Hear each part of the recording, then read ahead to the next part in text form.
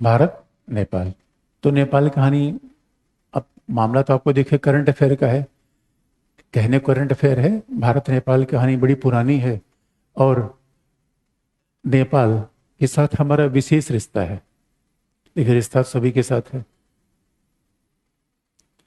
नेपाल के साथ जो हमारे संबंध है वो सामान्यतः और किसी के साथ है ही नहीं है। आपको लगता होगा नेपाल में जो भी समस्या आई है, हाँ थोड़ा आंदोलन ज्यादा हो गया, लेकिन ये समस्या बार बार नेपाल में घटती रही है। अगर नेपाल के इतिहास को थोड़ा हम याद दिला दें, ये समस्या नेपाल में कहाँ से रही है, तो आप देखोगे कि नेपाल में पहला मामला 1950 में, स्वाभाविक रूप में नेपाल में शासन कौन सा था? राजा का, राणा वंश का शासन था। और नेपाल और भारत के साथ संबंध तो ऐसे हैं कि नेपाल के राज परिवार के वैवाहिक संबंध भारतीय राज परिवारों के साथ रहे हैं। जितने नेपाल के राज परिवार हैं उनके संबंध किसके साथ हैं? भारत के साथ। मनीषा कोइराला को आप जानते होंगे। Manisha Koirala Indian film industry में आई, कहाँ से थी? नेपाल से। न केवल नेपाल में राजा का शासन था, बल्कि नेपाल विश्व का एकमात्र हिंदू राज्य था मैं इसलिए कह रहा हूं, अब नहीं। नेपाल विश्व का एकमात्र हिंदू राज्य था और नेपाल में माना जाता था कि जो राजा है वो भगवान विष्णु का अवतार है। तो नेपाल में राजशाही थी, जैसे दुनिया के तमाम देशों में समय समय पर रही। लेकिन इस राजशाही से नेपाल में लोकतंत्र का संकरण हुआ 1951। 1951 में नेपाल में त्रिभुवन के नेतृत्व में, तो वहां अभी भी त्रिभुवन एयरपोर्ट है काठमांडू में, त्रिभुवन के नेतृत्व में पहली बार नेपाल में लोकतांत्रिक शासन की बहाली हुई। लेकिन उस लोकतांत्रिक शासन में हिंदू राज्य बना रहा। यानी नेपाल में लोकतंत्र की स्थापना हुई। नेपाल सेकुलर कंट्री नहीं था 51 में, अभी हुआ लोकतंत्र की स्थापना आ गई। अब नेपाल की आज की आबादी जरा सोच के देखो, लगभग 3 करोड़ है, 2.96। तो आज की आबादी लगभग 3 करोड़ है। तो आप समझ सकते हो कि 1950 में नेपाल की आबादी लगभग 1-1.5 करोड़ रही होगी। तो छोटा देश है। नेपाल का भौगोलिक कंडीशन अब देखोगे, नेपाल का मतलब क्या है? भारत का उत्तराखंड जैसा भूभाग। मतलब उत्तराखंड जैसे भूभाग को आप देख लोगे तो नेपाल बन जाएगा। और इंटरेस्टिंग पार्ट ये रहा कि इस लोकतंत्र को फिर उखाड़ के फेंक दिया राजा महेंद्र ने। तो आप जरा सोच के देख लो कैसे नेपाल में उठापटक हमेशा होती रही है। इस मामले में इंडिया का रिकॉर्ड अब देखो, एक बार हमने संविधान बनाया, इंडिया का रिकॉर्ड इस मामले में कमाल का है कि हमने संविधान बनाया, वही संविधान 75 साल से चल रहा है। और उच्चतम न्यायालय ने खुद ही कह दिया कि भाई देखो आधारभूत ढांचा है, इसे कहा भी जाता है। बात को सैद्धांतिक रूप में कहा जाए, नेपाल के इस उठापटक की कहानी को सैद्धांतिक रूप में कहा जाए तो नेपाल उसी समस्या से जूझ रहा है जैसे पूरा दक्षिण एशिया। और वो समस्या मूलतः किसकी है? राष्ट्र निर्माण की। वो समस्या किसकी है? नेशन बिल्डिंग की। तो अब जरा सोच के देखो, नेपाल समझ नहीं पा रहा है कि लोकतांत्रिक शासन अपनाए, राजशाही अपनाए, धार्मिक शासन अपनाए, सेकुलर शासन अपनाए। यही तो उहापोह राष्ट्र निर्माण की समस्या है।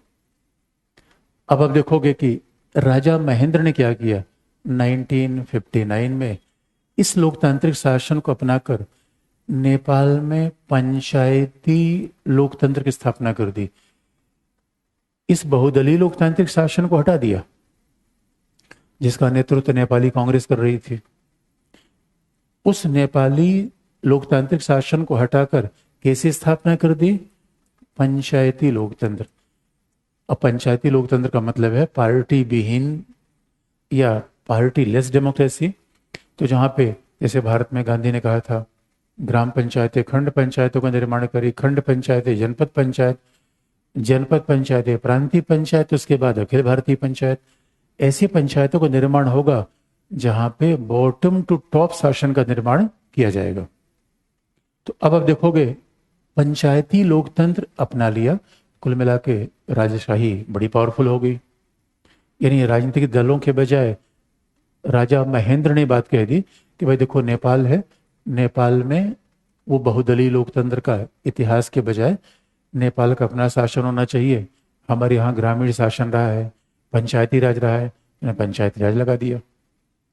लेकिन उस पंचायती राज के बहाने कुल मिला के शक्तियां राजा महाराजा में ही विद्यमान थी। कुल मिलाकर शक्तियां राजा के पास बनी हुई थी। ये महाराजा महेंद्र ने स्थापित किया। उसके बाद आप देखोगे नेपाल में अब ये लोग चलता रहा, राजा का शासन चलता रहा। वहां पंचायती राज कम था और राजा का शासन ज्यादा था। अगर नेपाल के मॉडल को, इस पंचायती राज के मॉडल को अगर आप कहीं भी स्थापित करना चाहते हैं भारत जैसे देश में, तो मान लीजिए कि भारत की संसद फिर किससे मिलेगी? सरपंचों से मिलकर बनेगी। तो सरपंचों से मिलकर बनेगी, उसमें शारीरिक शक्ति का प्रयोग राष्ट्रपति या प्रधानमंत्री करेंगे। लेकिन नेपाल में सारी शक्तियां किसमें थी? राजतंत्र में, महाराजा में। लेकिन फिर नेपाल में पहला जन आंदोलन हुआ। तो आप देखोगे नेपाल का ये आंदोलन कोई नई बात नहीं है। नेपाल में इतने जन आंदोलन होते रहे हैं, लेकिन क्या जन आंदोलन से संविधान शासन बनता है या कोई व्यवस्था से? आप देखो भारत में भी कई जन आंदोलन हुए आपातकाल के दौरान। मेरे बच्चों, आदर्शवादी होना एक अलग बात है, व्यवहारिक होना अलग बात है। आपातकाल के दौरान जेपी मूवमेंट लेके आगे बढ़ रहे थे। जयप्रकाश नारायण ने क्या कहा? संपूर्ण लोकतंत्र लाना है, संपूर्ण लोकतंत्र लाना है। और हकीकत की बात यह थी कि जेपी के बाद जो भारत में शासन आया उसमें भ्रष्टाचार की मात्रा ज्यादा दिखी। इसलिए अगर आप ये सोचते हो कि भ्रष्टाचार खत्म हो जाए किसी एक्स पार्टी के आने से, वाई पार्टी के आने से, नेपाल में भी ऐसा नहीं होगा। लेकिन अगर आप पॉलिटिकल साइंस के स्टूडेंट हो, अगर कभी पॉलिटिकल साइंस को अप्लाई करो, एक बात तो अरस्तु ने कहा था, क्रांतियां होती हैं समाज में विषमता कारण। तो इस फॉर्मूले को नेपाल में अप्लाई करके देखा जा सकता है कि राजा के शासन से लोग थोड़े नाराज हुए। जब लोगों को लगा कि भाई उनकी स्थिति ठीक नहीं है, तो फिर पहला जन आंदोलन हुआ नेपाल में। जो प्रथम जन आंदोलन हुआ वो था 1990 में। यहीं से नेपाल में बहुदलीय लोकतंत्र की स्थापना हुई।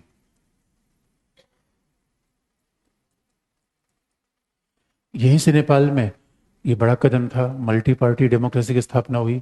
लेकिन इसके बावजूद भी अब मल्टी पार्टी डेमोक्रेसी की स्थापना हुई तो आप देखोगे नेपाल में दल है नेपाली कांग्रेस।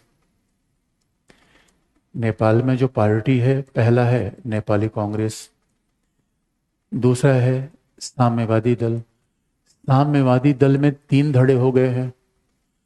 माओवादियों का अलग है, मार्क्सवादी लेनिनवादी का अलग है, समाजवादियों का अलग है। आज की डेट में नेपाली कांग्रेस अभी भी यूनाइटेड है। कम्युनिस्ट पार्टी में 3 धड़े हो गए हैं, जिसमें एक तरफ है मार्क्सवादी लेनिनवादी, दूसरी तरफ है माओइस्ट, तीसरी तरफ है समाजवादी सोशलिस्ट। भारत में अगला दल आया नेपाल में मधेसी लोकतांत्रिक मोर्चा, मधेसी डेमोक्रेटिक फ्रंट। इसमें भी कई पार्टी हो गई है। इस मामले में नेपाल का इतिहास खासतौर पे वैसा है जैसे भारत का। तो भारत में आप देखोगे तमाम पार्टियों में डिवीजन हुआ, आगे बनी। लेकिन नेपाल में जो बहुदलीय लोकतंत्र स्थापित हुआ पहले जन आंदोलन से, एक अच्छी बात है। देखो लोकतंत्र में कहने को तो आंदोलन होना चाहिए, लेकिन वो हिंसक बिल्कुल नहीं होना चाहिए। भारत में देखोगे भ्रष्टाचार के खिलाफ अन्ना का मूवमेंट हुआ, लेकिन अन्ना का मूवमेंट कितना पीसफुल रहा ये इंटरेस्टिंग है। लेकिन सवाल यह है कि अन्ना के मूवमेंट के बाद भ्रष्टाचार खत्म हो गया? तो भ्रष्टाचार खत्म करने के लिए हमारे पास सिस्टम डेवलप करना पड़ेगा। यकीन मानो डिजिटल वर्ल्ड ने भ्रष्टाचार जितना खत्म किया है, सरकारों के चेंज ने नहीं। यहां एक बात बड़ी इंटरेस्टिंग आती है। अभी अल्बानिया के पीएम ने, है तो छोटा सा देश, वहां के पीएम ने कमाल का एक्सपेरिमेंट किया है। वहां के पीएम ने पहली बार अपना एक डिजिटल मंत्री रख दिया है, लोगों के रोजगार देने के लिए, भर्ती करने के लिए।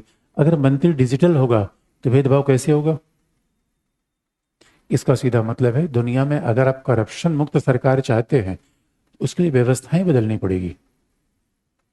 डिजिटल दुनिया कर दीजिए, ट्रांसपेरेंसी कर दीजिए, और आने वाली दुनिया में अगर सब कुछ ट्रांसपेरेंट होगा, भ्रष्टाचार अपने आप खत्म हो जाएगा। लेकिन सरकार के बदलने से भ्रष्टाचार खत्म हो जाएगा, आंदोलन से खत्म हो जाएगा नहीं। और अगर इस आंदोलन को देखा जाए, देखो दुनिया में तमाम कितने आंदोलन हुए, लेकिन उसका बहुत सबस्टेंशियल परिणाम नहीं आ पाया। और कई बार आंदोलन जब होता है उसका दुष्परिणाम क्या है, उसमें सत्ता में कुछ ऐसे लोग उसका फायदा उठा लेते हैं जिनका आंदोलन से कोई मतलब ही नहीं था, वो अलग ही लूटपाट शुरू कर देंगे। इसलिए आप देखो आंदोलन हमेशा गलत दिशा में जाने के चांसेस नहीं ज्यादा होते हैं। और जब नेपाल में बहुदलीय लोकतंत्र की स्थापना हो गई, अब सवाल है चार दल, और चार दल ने मिलकर सरकार बनना शुरू किया, सरकार कभी स्थायी हुई नहीं। नेपाल का भविष्य ऐसा टंग गया इस राजनीतिक अस्थिरता से। और जब राजनीतिक अस्थिरता बढ़ेगी तो नेपाल कौन सा अमीर देश है? अरे दक्षिण एशिया के सारे देश गरीब हैं। तो दक्षिण एशिया के सारे देश ही गरीब हैं, तो नेपाल में कंडीशन बिल्कुल वैसे। पहाड़ों में कुल मिला के नेपाल का माध्यम सबसे बड़ा इकोनॉमी क्या है? टूरिज्म। यानी हिमालय, नेपाल के पास ब्रांड है, उसका नाम है हिमालय। ये कई देशों को ब्रांड बनाना पड़ता है, लेकिन नेपाल का ब्रांड क्या है? हिमालय। तो लेकिन हिमालय में टूरिस्ट, पूरी दुनिया के विदेशी टूरिस्ट नेपाल में भरे पड़े रहते हैं। आप अभी तक जाओ, सितंबर तक आपको नेपाल में सारे टूरिस्ट दिखेंगे। तो टूरिस्ट के लिए होटल चाहिए कि नहीं चाहिए? होटल चाहिए, रोड चाहिए, और पहाड़ों में बिजली जरूर चाहिए। ठंडे मौसम में तो आपको हीटर चाहिए। लेकिन दुर्भाग्य की बात है कि नेपाल में 24/7 बिजली अभी तक नहीं लाई जा सकी है। छोटा सा देश है।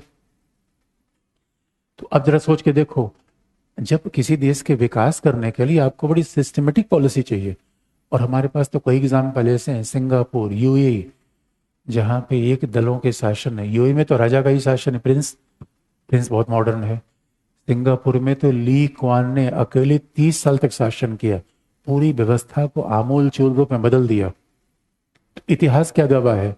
आंदोलन से परिवर्तन होता है या व्यवस्था से? आंदोलन से परिवर्तन तो नहीं हो पा रहा है, क्योंकि आंदोलन हमेशा इमोशनल दिशा में चला जाता है। तो पहला जो जन आंदोलन हुआ उससे जनता डिससेटिस्फाई हो गई। जनता को लगा यार ये कौन सा लोकतंत्र है। क्योंकि याद रखिए, जैसे सरकार अस्थायी होगी, आर्थिक विकास प्रभावित होगा। और जब आर्थिक विकास प्रभावित होगा तो आप ऐसे ऐसे तर्क ढूंढोगे। आम जनता क्या सोचेगी? सरकार बदल दे तो समस्या का समाधान है। सरकार बदलना समस्या का समाधान नहीं है। अब ये सब चलता रहा मामला। फिर नेपाल के युवा आक्रोश में आए, क्योंकि नेपाल में 96 से माओवाद का प्रभाव बढ़ने लगा। अब भाई देखो, जहां गरीबी होगी, बीमारी होगी, वहां माओवाद का आकर्षण अपने आप बढ़ता है। क्योंकि जब कोई आपको ये कह दे, गरीबों को ये कह दे कि आने वाले समय में आपको रोजगार मिल जाएगा, सारी चीज मुफ्त मिल जाएगी, घर मुफ्त मिल जाएगा, तो आप स्वाभाविक रूप से रोमांटिक हो जाओगे। अब माओवादियों ने कहा ये सब बेकार के शासन है, अब हम अलग शासन अपनाएंगे। और बड़ी इंटरेस्टिंग बात है, माओवाद का नेपाल का संबंध भारतीय माओवादियों से भी जुड़ गया। भारत में गठबंधन सरकार, नेपाल में गठबंधन सरकार। लेकिन भारत इतना विशाल देश है कि नेपाल से, भारत से तुलना हो नहीं सकती। लेकिन फिर भी माओवादियों ने क्या संकल्प लिया कि पूरे पूरे भारत से लेकर नेपाल तक हम माओवाद स्थापना कर देंगे। और एक खास बात है, जब भी आप इस घटनाक्रम को देखोगे, नेपाल में जब भी आंतरिक उठापटक मची तो नेपाल का विकास नहीं हो पाएगा। जब नेपाल का विकास नहीं हो पाएगा तो आपको एक कृत्रिम दुश्मन बनाना पड़ेगा। तो नेपाल की फॉरेन पॉलिसी में प्रचलन होने लगा एंटी इंडिया। और जब से माओवादी आए तो आपको पता है माओवादियों ने क्या कहा? भारत साम्राज्यवादी है, भारत शोषण करने वाला देश है। अब बताइए, नेपाल में ये प्रोपेगेशन चल गया कि भारत क्या है? साम्राज्यवादी है, शोषण करने वाला देश है। और चीन मित्र है। नेपाल का मित्र कौन है? चीन समाजवादी है। भारत कैसे देखा गया? शोषणकारी देश के रूप में। इसलिए आप देखोगे जैसे जैसे माओवाद बढ़ा, नेपाल में भारत विरोध बढ़ा। और माओवादियों ने कहा नेपाल और भारत के साथ जो 1950 में मित्रता और शांति की संधि खत्म कर दिया जाए। भारत नेपाल के बीच में पानी का कोई समझौता नहीं हो पाया। खासतौर पे आप देखोगे 91 के बाद दुनिया उदारीकरण के रास्ते पर, भूमंडीकरण के रास्ते पर, तो नेपाल जैसा छोटा सा देश अगर भारत के साथ केवल पानी का समझौता कर ले, जो अब कर रहा है, लेकिन वो काम जो किया जा सकता था 25 साल बाद, और वो 25 साल पहले किया जा सकता था, वो बाद में कर रहे हो, परिणाम तो आएगा। भूटान का एग्जाम्पल देखिए, भूटान कह रहा है ग्रॉस नेशनल हैप्पीनेस। क्यों भूटान ग्रॉस नेशनल हैप्पीनेस क्यों कह रहा है? क्योंकि भूटान केवल भारत से पानी बेच बेच के पैसा कमा रहा है। भूटान कह रहा है भाई बिल्कुल हम चंगे हैं। भूटान साथ में जल विद्युत सहयोग का समझौता किया और भूटान पानी बेच के पैसा कमा रहा है। नेपाल ये काम नहीं कर पाया। पहली बार समझौता किया था हमने महाकाली का 1996 में, और महाकाली का समझौता किया, लेकिन वहां नेपाल में ये होने लगा भारत हमारा पानी लूट लेगा, भारत के लिए केवल फायदे वाली बात है। तो स्वाभाविक रूप में जैसे सब माओवादी आए, भारत नेपाल के बीच दूरी और बढ़ती चली गई। जबकि आप जानते हो नेपाल क्या है? हमारा मामा है। हमने क्यों कहा नेपाल से ज्यादा नजदीकी हमारी किसी देश के साथ नहीं है? क्योंकि नेपाल में जाने के लिए पासपोर्ट नहीं चाहिए। देखिए देश विदेश का फर्क क्या होता है? आपको फ्रांस जाना है, अमेरिका जाना है, तो आपको क्या चाहिए? पासपोर्ट चाहिए, वीजा चाहिए, करेंसी चाहिए, लैंग्वेज चाहिए। नेपाल में जाना है, न वीजा न पासपोर्ट, यही रुपये आपका चल जाता है। बल्कि नेपाली रुपया वहाँ लोग अच्छे से लेते भी हैं। फिल्में एक ही लोग देखते थे, और जो कि हिंदू पॉपुलेशन है, तो नेपाल के लोग भी भारत आते हैं। और ये मान्यता थी पशुपतिनाथ मंदिर का पुजारी दक्षिण भारत से जाता था, क्योंकि हमारे यहाँ ऐसा था। लेकिन अब माओवादियों ने, जब से माओवादी सत्ता में आए, भारत और नेपाल के बीच में मामा भांजे को अलग करने का हर प्रयास किया गया। माओवादियों ने कहा ना ना ना ना, इधर जो भांजा बहुत होशियार है, भांजा मतलब भारत, और भांजा मामा का शोषण कर रहा है। माओवादियों ने ये थियरी बैठा दी। हमने कहा ना भाई माओवादी, आप लोग गलत कह रहे हो। भांजा मामा का शोषण कर सकता है? आपने कभी सुना है? सुना है? नहीं सुना है? सुना ही नहीं होगा आपने। लेकिन अब चूंकि एक बात जब बार बार कही जाने लगी, नेपाल में विरोध, और हुआ क्या? तब तक सब उठा पटक चल रहा था। नेपाली परिवार में एक ऐसा 2001 में, सितंबर 2001 में ओसामा बिन लादेन ने हमला किया था WTC पर। इसको पूरी दुनिया जानती है। उसी साल एक बड़ा फिल्मी स्टाइल में घटनाक्रम हुआ। नेपाल राज परिवार के एक युवा राजकुमार ने बंदूक से सारे अपने परिवार के लोगों को ही उड़ा दिया। केवल चाचा बचे ज्ञानेंद्र, जो भी राजा है वहां के। ज्ञानेंद्र के अलावा सबको उड़ा दिया। क्या इसमें हुआ क्या नहीं हुआ, उस स्टोरी में जाने की आवश्यकता नहीं। भाई युवा व्यक्ति क्यों ऐसा गड़बड़ा गया? लेकिन स्टोरी कौन सी है?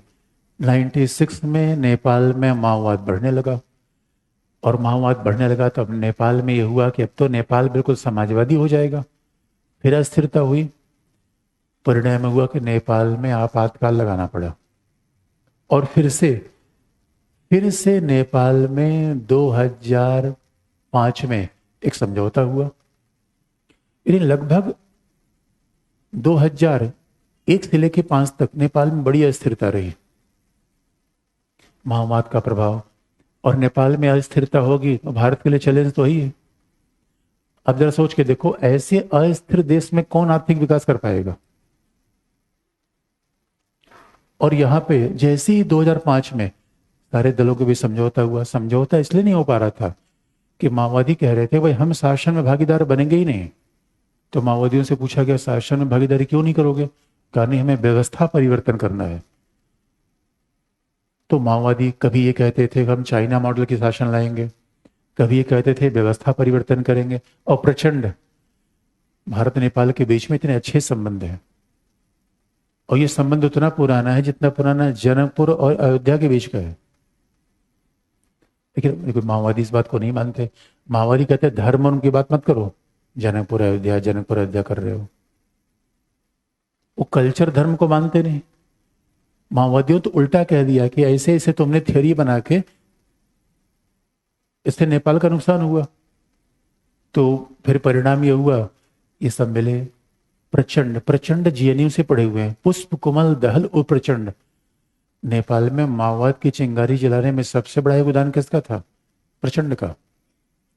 प्रचंड सीताराम येचुरी क्लासमेट थे। सीताराम येचुरी हमारे कम्युनिस्ट पार्टी के नेता। तो भारत सरकार ने सीताराम येचुरी को भेजा कि भाई जरा प्रचंड को समझाओ, थोड़ा सा मामला बन जाए और नेपाल में शांति बनी रहे। क्यों? नेपाल और भारत के बीच मुक्त सीमा है, आप जानते हो। मुक्त सीमा का मतलब कोई नेपाल से हमारे यहाँ चलाए, हमारे यहाँ से नेपाल चलाए, बिना पासपोर्ट वीजा के।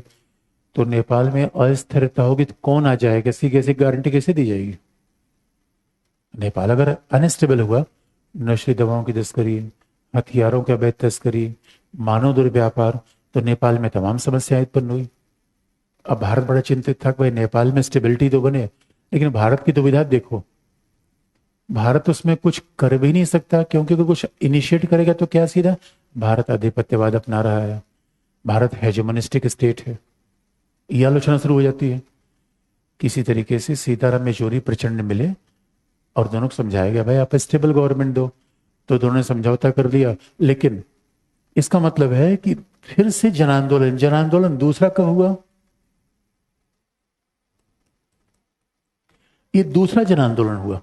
पहला जन आंदोलन कब हुआ? उन्हें जरा सोचे कितने जन आंदोलन हो रहे हैं छोटे से देश में, जो पहले से गरीब है।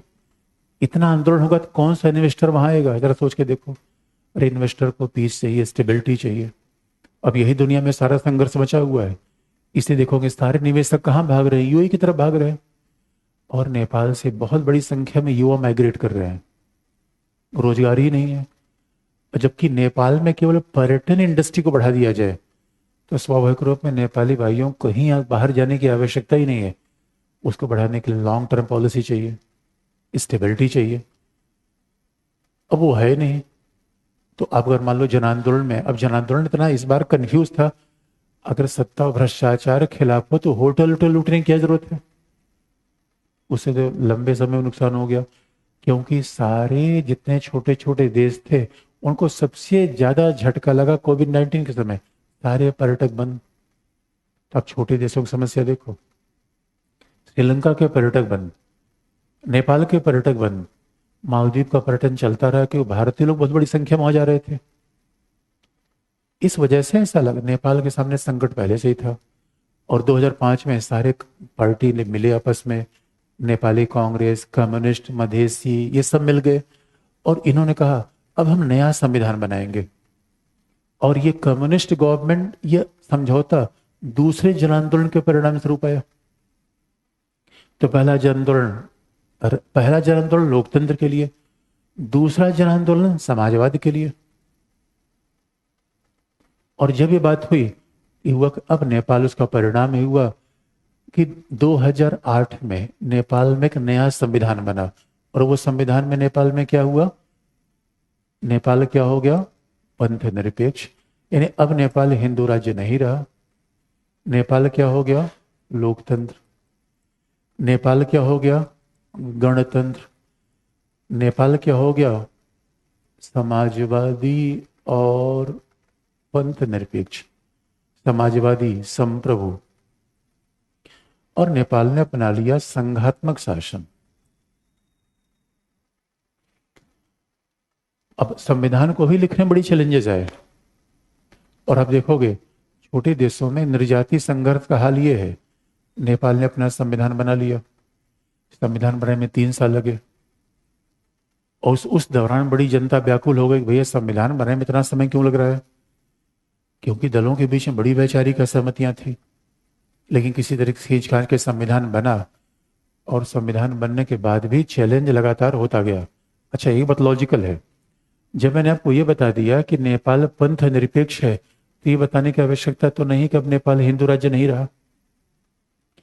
जब मैंने बता दिया कि नेपाल में गणतंत्र है, ये भी बताने की आवश्यकता कि नेपाल में राजा नहीं रहा। तो नेपाल में बड़ा परिवर्तन था, राजा नहीं, अब वहां पे एक गणतांत्रिक शासन होगा। और नेपाल की आबादी का 3 करोड़ देखा जाए, 3 करोड़ की आबादी में 75 जनपद हैं। तो नेपालियों ने कहा अब हम संघात्मक शासन बनाएंगे। अभी हुआ कि 7 राज्य, नेपाल में 7 राज्य बनाएंगे।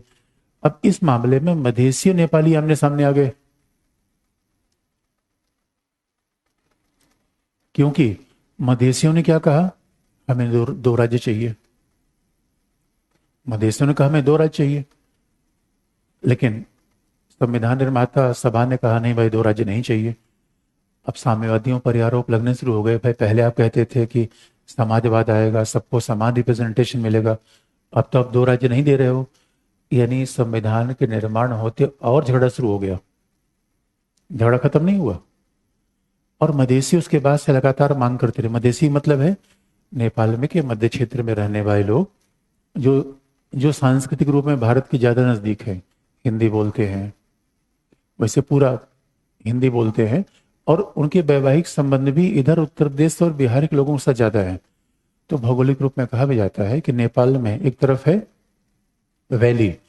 अगर नेपाल का अगर ये मैप आप देखिए तो उसमें थोड़े से मतभेद इसलिए रहे कि नेपाल में, अब फिर देखोगे यही तो निर्जातीय संघर्ष है, श्रीलंका में भी नेपाल में भी। तो मधेसी नेपाली के बीच का संघर्ष श्रीलंका नेपाल का आंतरिक मामला है या हमसे भी जुड़ता है? क्योंकि याद रखिए, जब इनके आपस में कोई संघर्ष हो गया, मधेसी क्या कह रहे हैं, ये पूरा जो नेपाल का अपर पार्ट है ये हिमालय रीजन है, नीचे तराई मैदानी है। इधर आप देखोगे, इधर हिमालय, इसका मतलब इधर है चाइना, चाइना मतलब तिब्बत। अब नेपाल से चाइना जाना मतलब हिमालय पार करके जाना। तो कहने को तो ऐसा दिखता है कि नेपाल चाइना भारत के बीच स्थित है, लेकिन नेपाल चीन से बहुत दूर है, क्योंकि नेपाल चाइना के बीच कौन आ रहा है, हिमालय। नेपाल नेपाल और भारत के बीच कौन सा एरिया है, मैदान। तो नेपाल भारत का मतलब है कि आप मॉर्निंग वॉक इवनिंग वॉक करते करते आराम से आप नेपाल में आइए। इसलिए अगर आप जोग्राफिकली देखिए, नेपाल का जोग्राफिकल डिवीजन कैसा होगा, वो इस तरीके से होगा, ऊपर का पहाड़, फिर नीचे का तराई, लास्ट में मैदानी। लेकिन नेपाल के जो 7 राज्य बने उनका फिगर आप देखिए, 2005 के समझौते के बाद जब नेपाल संघात्मक शासन बना तो उसी में 7 राज्य बने। अब आप देखिए कि एक राज्य जो मधेसियों के लिए बना, मधेसी कर 2 राज्य की मांग की जाए, एक ही राज्य ऐसा है जो एग्जैक्ट मैदानी एरिया में है। अदरवाइज ये क्या है, सुदूर पश्चिम पूरा मैदानी पहाड़ी तीनों एरिया कवर कर रहा है। करनाली लगभग तीनों एरिया, लुम्बिनी इधर गंडकी। तो जितने भी 7 हैं, इधर कुछ राज्यों के नाम रखने में अभी भी असहमतियां बनी हुई है, नाम रखने में सहमतियां हैं। इसका मतलब है, और लोकतंत्र में कई बार कहा जाता है कि ऐसे होते हैं, झगड़े होते हैं, लेकिन नेपाल में झगड़ा बड़ा लंबा चल गया। तो आपस में पहले से झगड़े थे। अगर कभी मधेसी और नेपाली आपस में टकराते तो होता क्या है, मधेसी मैदानी क्षेत्र में है तो कभी इनमें आपस में संघर्ष होगा, ये रास्ता बंद हो जाता है मैदानी एरिया। और जब रास्ता बंद होगा तो पहाड़ वाले पूछते हैं भाई रास्ता बंद किसने किया, आरोप लगता है भारत ने बंद किया, जबकि रास्ता इनके प्रदर्शन के कारण बंद होता है, भारत कभी नहीं बंद करता। भाई रास्ता भारत क्यों बंद करेगा? इसका सीधा मतलब है, पूरी कहानी पड़ोसी की एक ही तरीके से चलती है। पड़ोसी की आंतरिक समस्या किसकी समस्या बन जाती है, भारत की। पड़ोसी की आंतरिक समस्या भारत की समस्या बन जाती है, लेकिन भारत के बड़े देश होने के नाते भारत पड़ोसियों को एक तरफा छूट देने के लिए हमेशा तैयार रहता है। अब आप देखोगे नेपाल में अब ये शासन बन गया, लेकिन इस शासन के बावजूद भी नेपाल में अस्थायित्व का एक बेसिक कारण है। जब तक उस बेसिक कारण का समाधान नहीं होगा, नेपाल में अस्थायित्व नहीं रहेगा। 2008 में चुनाव हुआ और आज तक 2008 से लेकर 2025 17 साल हो गए। नहीं, पिछले 14 साल में नेपाल में 17 सरकारें बनी हैं। नेपाल थोड़ा ज्यादा ही लोकतांत्रिक हो गया है। ये बात इस कॉन्टेक्स्ट में आप देखिए, इसलिए भारत में कहा जा रहा है एक साथ चुनाव एक साथ चुनाव। भारत जैसे विशाल देश में, अरे भाई विकासशील देश में जब आप एक साथ इकोनॉमी ठीक करना है, पहले पॉलिटिकल स्टेबिलिटी लाइए। लोकतंत्र में अच्छा है कि अब चुनाव तो करना पड़ेगा, लेकिन चुनाव कराने का ऐसा मॉडल नेपाल ने रखा है। तो नेपाल में अगर आप देखोगे बेसिक कारण क्या है, राजनीतिक अस्थिरता का, तो बहुत सिंपल सी बात है वो, और ये आंदोलन से हटेगी नहीं, क्योंकि अब देखिए नेपाल की लोकतांत्रिक व्यवस्था में एक तो 5 दल है, 5 दल सबके साथ मिलकर गठबंधन सरकार बना चुके हैं। माओवादी नेपाली कांग्रेस के साथ मिल गया है, नेपाली कांग्रेस माओवादी के साथ मिल गया है, सब लोगों ने आपस में मेल मिलाप कर रखा है। अब कुछ कॉम्बिनेशन बचा नहीं है। दूसरी बात, यहाँ की अस्थायित्व का, इनस्टेबिलिटी का सबसे बड़ा कारण जो है नेपाल में, वो एक टेक्निकल है, वो है नेपाल की इलेक्टोरल सिस्टम। जो नेपाल की चुनाव प्रणाली है वो लिस्ट सिस्टम की है। नेपाल के आधी पार्लियामेंट के चुनाव पर क्या होता है, सूची प्रणाली, लिस्ट सिस्टम का प्रयोग होता है। ये नेपाल का एक स्ट्रक्चरल प्रॉब्लम है। यहां आप देखोगे कई बार अब देखो लॉ कमीशन ने भारत के बारे में रिकमेंडेशन दिया है कि भारत में भी ऐसा first pass the post system न अपनाया जाए। देखिए लिस्ट सिस्टम लोकतंत्र का ज़्यादा बेहतर मॉडल है, क्योंकि लिस्ट सिस्टम में अल्पसंख्यकों का रिप्रेजेंटेशन होता है, वोट बेकार नहीं होता, सबको सत्ता में भागीदारी मिलती है। लेकिन लिस्ट सिस्टम के साथ गठबंधन सरकार के अलावा कुछ सरकार अब बन ही नहीं सकती। लिस्ट सिस्टम में कौन सरकार बनेगी, केवल गठबंधन। इसे नेपाल में गठबंधन सरकार ही बनेगी। और अब आप देखोगे क्या इसमें नेपाल रिफॉर्म कर पाएगा, बड़ा मुश्किल है। इसे भारतीय संविधान निर्माता कितने होशियार थे, मैं कहा ना भाई, हमारा चुनाव क्या है, लिस्ट सिस्टम वाला नहीं। और लिस्ट सिस्टम कैसे काम करता है, यहाँ पार्टी चुनाव लड़ती है, हर पार्टी आएगी अपने अपने उम्मीदवार, लिस्ट का मतलब है पार्टी की लिस्ट। तो जितनी पार्टी चुनाव लड़ेगी, जिस परसेंटेज में उस पार्टी को वोट प्राप्त होगा उतने सीट प्राप्त होगा। तो मान लीजिए नेपाली कांग्रेस ने 40% वोट प्राप्त किया, तो 40% वोट में सीट कितनी मिलेगी, 40। जितना परसेंट वोट उतनी सीट। अब communist, CP, communist party of Nepal, Maoist, मान लो उसने 30% वोट पाया, उसको सीट कितनी मिलेगी, 30। मधेसी लोकतांत्रिक डेमोक्रेटिक फ्रंट, उसको मिली 20, तो उसको सीट कितनी मिलेगी, 20। अब मान लो कम्युनिस्ट पार्टी माओइस्ट, उसको अगर 10, तो सीट कितनी मिलेगी, 10। ये है लिस्ट सिस्टम। लिस्ट सिस्टम में क्या है, और नेपाल ने क्या कर रखा है, आधे संसद पे फर्स्ट पास द पोस्ट का चुनाव कर रखा है। अगर भारत में लिस्ट सिस्टम का प्रयोग कर दिया जाए तो देखो भारत कैसा होगा। जरा एग्जाम्पल आप लीजिए, अभी जितने बच्चे आप बैठे हो सबका एक लोकसभा क्षेत्र है, जितने बच्चे आप बैठे हुए हो सबका एक लोकसभा क्षेत्र है, और अपने सांसद को जानते हो। यानी जो भारत का संसद 543 लोकसभा क्षेत्र में बटा हुआ है, ये है first pass the post system. और हर लोकसभा क्षेत्र से 25 लोग चुनाव लड़ना चाहें, 50 हैं, जैसी मर्जी है, चुनाव जीतेगा एक व्यक्ति। और भारत इतना विविधतापूर्ण है कि first pass the post system के बावजूद गठबंधन सरकार आ जाती है, क्योंकि हमारे सामाजिक विविधता बहुत ज्यादा है। नेपाल में भी पहाड़ी, मैदानी, तराई, और अब चूंकि हिंदू धर्म के मानने वाले लोग हैं तो वहाँ जाति की विषमता भी है, बौद्ध भी है। तो नेपाल छोटा है लेकिन माना जाता है कि विविधता काफी है। अब उस विविधता को ध्यान रखते उन्होंने लिस्ट सिस्टम कर दिया। तो लिस्ट सिस्टम में अच्छी बात है कि भाई जिसको 10% वोट मिलेगा उसको भी 10 सीट मिल जाएगी। और लिस्ट में नाम का चुनाव कैसे होता है, अब मान लो किसी पार्टी ने लिस्ट में 100 नाम रखे, वोट मिला 40%, ऊपर के कौन से कितने नाम लिए जाएंगे, 40, ऊपर से 40। तो आप ये कह सकते हो यह इंडिविजुअल कैंडिडेट चुनाव भागीदारी नहीं कर सकता, सही बात है। यहाँ पार्टी भागीदारी करेगी। तो इसकी खराबियां भी है कि इंडिविजुअल कैंडिडेट नहीं आ पाएगा, निर्दलीय नहीं आ पाएंगे, पार्टी का प्रभाव बढ़ेगा, ये बात सही है। लेकिन अच्छाइयाँ क्या है, सबके रिप्रेजेंटेशन होंगे, सरकार गठबंधन होगी, ज़्यादा लोकतांत्रिक होगा, लेकिन अस्थायित्व बढ़ेगा। तो अब आप जरा सोच के देख लीजिए, अगर नेपाल में 14 वर्षों में 17 सरकार बनी तो उसका मूल कारण क्या है, लिस्ट सिस्टम। अब 14 वर्षों में 17 सरकार बनी तो अर्थव्यवस्था गर्त में नहीं जाएगी। इसी वजह से हर सरकार ने 6 महीने कार्यकाल पूरा किया। अब हर सरकार 6 महीने कार्यकाल पूरा करेगी तो स्वाभाविक रूप में विकास की योजना नहीं, और ख़ास तौर पे अब देखिए इंटरनल पॉलिटिक्स ऐसे कैसे काम करती है यहाँ पे। अब जब सरकार को 6 महीने रहना है तो बिला वजह की पॉलिटिक्स ही करेंगे।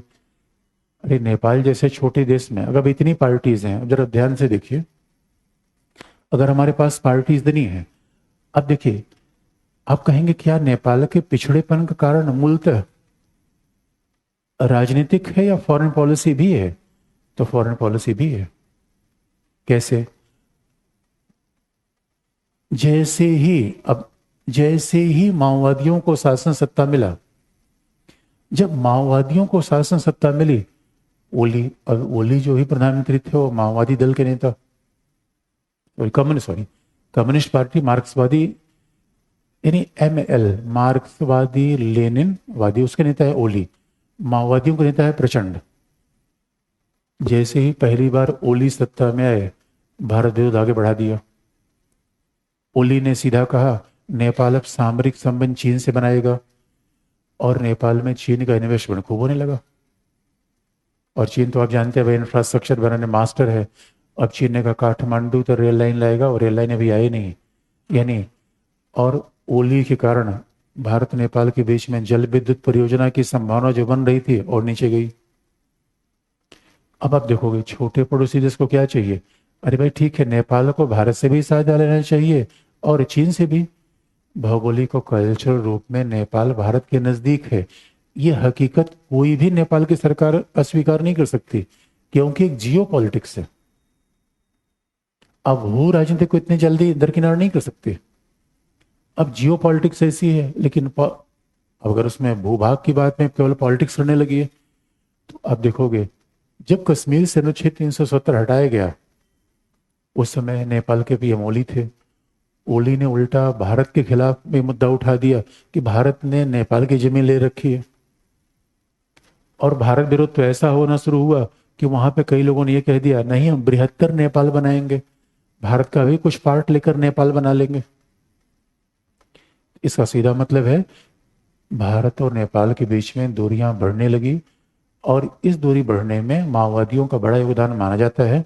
और माओवादियों ने कहा भाई हमारा दोस्त तो चाइना है, तो चाइना से दुनिया कैसे लूट पिट रही है वो तो दुनिया देख रही है। श्रीलंका बर्बाद हो गया, अभी पाकिस्तान हाय तौबा मचाए हुआ है, क्योंकि पाकिस्तान में जो सी पैक बन रहा है वो कहाँ जाएगा किसी को पता नहीं चल पा रहा है।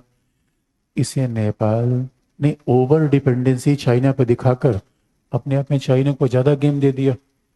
और नेपाल ने कहा अब चीन के साथ हमारे सामरिक संबंध होंगे।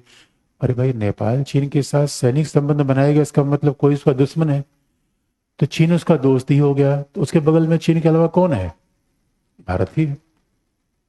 इसलिए इस आर्थिक नीति से माओवादियों ने जो अस्थायित्व वहां पैदा किया, सारे बिजनेसमैन भाग खड़े हुए वहां से, सारे बिजनेसमैन वहां से भाग खड़े हुए। इस वजह से वो कोविड-19 ने वो समस्या और पैदा कर दी। यानी अगर पूरा का पूरा मामला देखेंगे, गवर्नेंस का है, पॉलिटिकल है, और इस पॉलिटिकल का परिणाम है विदेश नीति। तो अब देखो जब रह के कह देंगे भारत के साथ 1950 की संधि खत्म कर दी जाए, तो सवाल है कि संधि का कौन सा ऐसा पार्ट है, वो कभी नहीं बताते। जबकि भारत नेपाल के बीच में इतने अच्छे संबंध है, 50 लाख से आसपास नेपाली भारत में रहते हैं, और नेपाली भाइयों को तो हमने इतना सुविधा दे रखी है, वो यूपीएससी के एग्जाम में भी अपना एप्लीकेशन दे सकते हैं।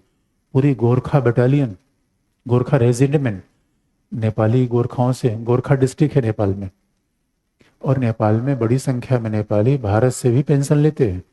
भारतीय इंडियन आर्मी नेपालियों को पेंशन देती है। अब जरा सोच के देखिए, किसी विदेशी नागरिक को क्या कोई सरकारी सेवा में, वो भी डिफेंस में, कोई रिक्रूट करता है? ये दुनिया में एक्सेप्शनल एग्जाम्पल है। इसे भारत नेपाल के बीच में वाकई संबंध कल्चर के। अब देखो अगर हमारे यहाँ मुफ्त आने जाने का है, नेपाल में सबसे ज्यादा टूरिस्ट कहाँ के जा रहे हैं? इंडिया के, टूरिस्ट इकोनॉमी। लेकिन अब माओवादियों का प्रभाव बढ़ा, भारत विरोध आगे बढ़ा, तो अलग अलग तरीके से भारत की फिल्मों को रोकने को दिखा दिया। उन्होंने कहा भारत की फिल्में आने दिखाई जाएंगी। लेकिन बाद में जब ओली सरकार गई, तो उसके बाद हाइड्रो पावर प्रोजेक्ट में, अरुण 3 प्रोजेक्ट में समझौता हुआ। भारत के द्वारा क्या हुआ? देखिए भारत की फॉरेन पॉलिसी क्या है, छोटे पड़ोसी देशों के साथ एक ही किस्म की है, रेल प्रोजेक्ट, कनेक्टिविटी। मधेसी क्षेत्र में भारत ने रेल बनाया। अब अमेलकगंज मोतीहारी के बीच में एक ऑयल पाइपलाइन बना दिया, जिससे कभी भारत में तेल आपूर्ति की आवागमन बाधित न हो। तो कभी ऐसा अगर कभी मधेसी कोई मूवमेंट करे तो नेपाल ये न कर पाए कि समस्या भारत ने पैदा की है। इसका सीधा मतलब है कि अगर भारत नेपाल के बीच में कोऑपरेशन होता है जो कि लोगों के बीच है, कल्चरली है, तो सबका फायदा होगा। लेकिन अगर नेपाल में अस्थायित्व होता है तो स्वाभाविक रूप में भारत नेपाल दोनों के लिए घाटे की बात है। तो अब आप देखेंगे तीसरा जन आंदोलन कहाँ हो रहा है? 2025 में। अब एक अजीब सी बात नहीं हमको दिख रही है? तीसरा जन आंदोलन कहां पर हो रहा है? 2025 में। पहला जन आंदोलन कहां हुआ? लोकतंत्र की स्थापना के लिए। दूसरा जन आंदोलन माओवाद के कारण। तीसरा जन आंदोलन भ्रष्टाचार के विरोध में। एक अजीब सी बात नहीं है? इसका मतलब समस्या परसिस्टेंट है और लोगों के फ्रस्ट्रेशन बढ़ रहा है, लोगों के उसके अलग अलग तरीके से ग्रीवांस निकल रहे हैं। इसे हम इस तरीके से पढ़ते हैं, पॉलिटिकल साइंस की भाषा में कहा जाए तो याद रखिए, इसे हैबरमास ने एक बड़ा अच्छा सिद्धांत दिया है, लेजिटिमाइजेशन क्राइसिस। तो लेजिटिमाइजेशन क्राइसिस का मतलब है वैधता संकट, कि जब कोई सरकार होती है और सरकार आम जनता की भलाई नहीं कर पा रही है तो आम जनता में आक्रोश उपजता है। तो आक्रोश उपजेगा तो क्या होगा? फिर आम जनता नाराज होगी, सड़कों पर आ जाएगी। अब जरा सोच के लिए तीसरा जन आंदोलन क्यों हो रहा है? अब तो लोकतंत्र भी आ गया, बहुदलीय सरकार भी आ गई, राजा भी नहीं रहा। एक तो ऐसा माना जाए राजा खत्म हो गया, सारी समस्या खत्म हो जाएगी। फिर साम्यवाद आ जाएगा तो सारी समस्या हल हो जाएगी। इसका मतलब मेरे बच्चों एक ही बात है, समस्या का समाधान जन आंदोलन में रिफ्लेक्ट हो रहा है, हो नहीं सकता। तो नेपाल की सच में प्रगति का रास्ता क्या है? इस पूरे समस्या का समाधान क्या है? समाधान क्या है? नंबर 1, राजनीतिक स्थायित्व, पॉलिटिकल स्टेबिलिटी। इस कॉन्टेक्स्ट में देखो कि हमारे यहाँ क्यों एक साथ चुनाव की बात चल रही है। समस्या का पहला समाधान है पॉलिटिकल स्टेबिलिटी। लेकिन फिर वही बात है, जब चुनाव प्रणाली में आप संशोधन करोगे एक और नया बॉल मच जाएगा। और ये पॉलिटिकल स्टेबिलिटी लाने के लिए या तो राजनीतिक दलों के बीच इतनी सहमतियां बन जाए, राजनीतिक दलों के बीच इतनी सहमतियां बन जाए, तो आपको लिस्ट सिस्टम में कोई चेंज करना पड़ेगा। या तो कुछ ऐसा कर लीजिए, कोई भी सरकार 5 साल तक चलेगी। 5 साल के पहले जर्मनी का मॉडल क्या है? अरे जर्मनी जैसे देश कंस्ट्रक्टिव नो कॉन्फिडेंस मोशन लेकर आ रहे हैं। अब ये देखो, जर्मनी जैसे देश क्या है? Constructive no confidence motion.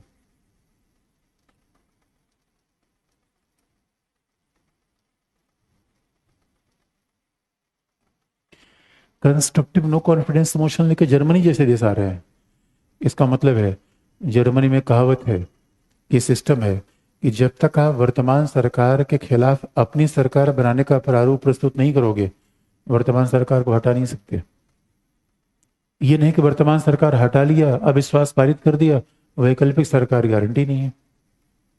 तो पहला बहुत बड़ा पॉलिटिकल, अब एक ऐसा संविधान बना है जहां समस्या फंसी हुई है। और आप जानते हो, नेपाल अस्थिर होगा तो भारत के लिए समस्या आती है, खुली सीमा है। अब वो नेपाल की सीमा का प्रयोग भारत विरोधी लोग कर ले। दूसरा मामला है, अगर नेपाल में अगर दूसरा लॉन्ग टर्म आर्थिक विकास, इकोनॉमिक डेवलपमेंट, मामला बिना आर्थिक विकास के आगे बढ़ेगा ही नहीं। और आर्थिक विकास के लिए जो सबसे जरूरी चीजें हैं, हाइड्रो पावर प्रोजेक्ट का डेवलपमेंट, इंफ्रास्ट्रक्चर, होटल्स, पूरी इकोनॉमी टूरिज्म बेस है। तो टूरिज्म में जब तक इंफ्रास्ट्रक्चर अच्छा नहीं होगा तब तक तो विदेशी टूरिस्ट आएंगे ही नहीं। और भारत जैसे देश आप देखोगे, क्रिकेट डिप्लोमेसी, हमने पोखरा में एक क्रिकेट स्टेडियम बनाने का प्रस्ताव किया था। अब वही बात बीच बीच में ऐसी सरकारें रही जो भारत के साथ कोऑपरेशन करने में हमेशा ही शक्ति रही। तो नेपाल कहाँ कहाँ मामला आगे बढ़ा सकता है?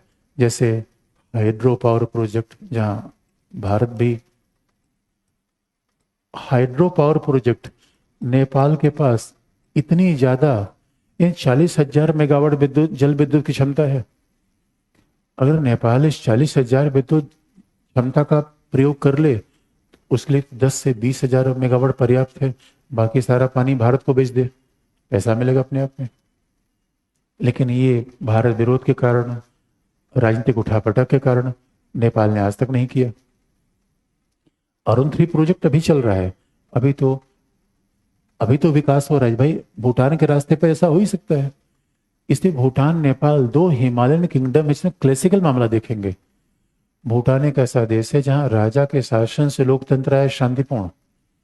भूटान ऐसा देश है जो मोस्ट स्टेबल है। और नेपाल सबसे ज्यादा हमारे पड़ोस में कोई अनस्टेबल है तो कौन है? नेपाल। आर्थिक समस्या फिर समाधान कैसे होगा? आधारभूत संरचना का विकास, और इन सब चीजों के लिए लॉन्ग टर्म इन्वेस्टमेंट चाहिए।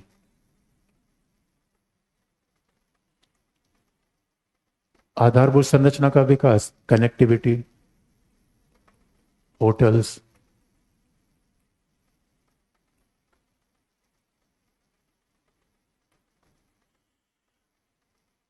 और जो इंटरेस्टिंग मामला है, पॉलिटिकल स्टेबिलिटी हो जाएगी, आर्थिक विकास हो जाएगा। और वैसे कई बार समस्या तब आती है जब आर्थिक विकास अलग अलग लोगों के लिए अलग अलग होता है। कई लोग इसमें ही विरोध करना शुरू कर देते हैं, डैम बनेगा तो हमारी जमीन जाएगी। तो जो देश जरा विषम किस्म का होता है उसमें अलग अलग समस्या है। अब आर्थिक विकास के मायने सबके लिए अलग अलग है, तो इस पर सहमति बन नहीं पाती। अब थोड़ा सा संविधान में परिवर्तन करेंगे तो लोग कहेंगे लोकतंत्र ही खतरे में है, सहमतियां बन नहीं पाती। इसलिए अब देखोगे कई बार तो लगता है कि लोकतंत्र में निर्णय ले पाना ये टेढ़ी खीर ही है। तो नेपाली समस्या का समाधान कर पाएगा, मामला बड़ा ही टेढ़ा है, लेकिन समाधान तो इसी तरीके से जाता है।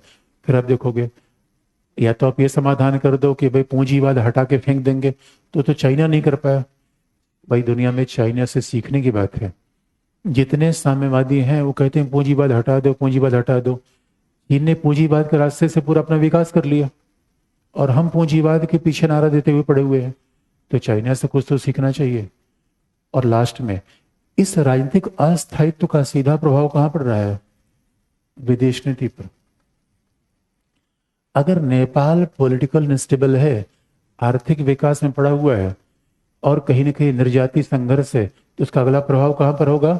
विदेश नीति पर। इसलिए आप देखोगे नेपाल में भारत विरोध करना, काला पानी का मुद्दा उठा देना, एक अजीब सी बात नहीं है।